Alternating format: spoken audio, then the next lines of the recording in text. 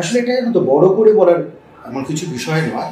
আমার মনে হয়েছে যে সাধারণ মানুষের কাছে ট্রামটাকে ধরে রাখা হোক, দেখানো হোক। আসলে একটু আগে যে কথাটা বলছিলাম যে আমি যখন কলকাতার ডিপোতে ডিপোতে ঘুরতে শুরু করলাম, যখন দেখতে শুরু করলাম, দেখলাম যে প্রচুর ট্রাম নেই, সেগুলো কোথায় হারিয়ে গেছে, নষ্ট হয়ে গেছে, স্ক্র্যাপড হয়ে গেছে।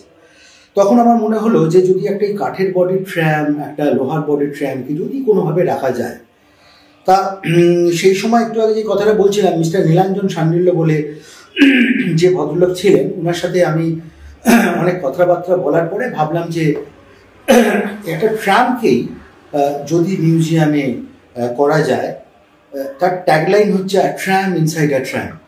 ট্রামের ভেতরে যদি ট্রাম থাকে এবং যদি মানুষ সেই ট্রামে চড়ার মজা পেতে পারে, সুতরাং এই ভাবনা থেকে আমরা একটা সংরক্ষণের জায়গায় যাই। এটা মেনলি উদ্যোগ ছিল ক্যালকাটা ট্রাম কোম্পানি। আর এই জন্য আমার যে সংগ্রহ আছে, এই বিষয়গুলোকে নিয়ে দেখে ওনার কাছে অ্যাপ্রোচ করি, উনিও ব্যাপারটা রাজি হন। অনেকেই যেতে পারো ধর্মতলা ট্রাম ডিপো যেটা আছে, হ্যাঁ অবশ্যই, হ্যাঁ, যে মেন যে হেড অফিস, তার পাশেই দেখবার একটা ছোটো জায়গা, সেই জায়গাটা কিন্তু মিলিটারিদের জায়গা। এই নীলাঞ্জন বাবু স্যার, উনি মিলিটারিদের কথা বলে, সরকার থেকে কথা বলে, সেই জায়গা অ্যালট করে একটা 1950s আগের ট্রামকে আমরা মেমোরেবলস হিসাবে ওইখানে রাখা হয়েছে, স্থাপিত করা হয়েছে।